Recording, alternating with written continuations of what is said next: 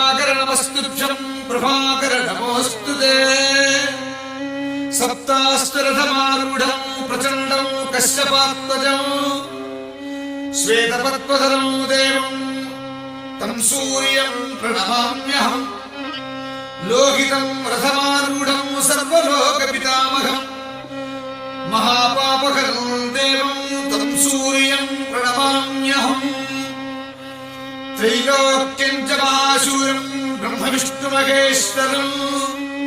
महापापहरं देवं तं सूर्यं प्रणमाम्यहम् गृहीतं तेजसां पुञ्जं वायुराकाशमेव च प्रभुं च सर्वलोकानां तं सूर्यं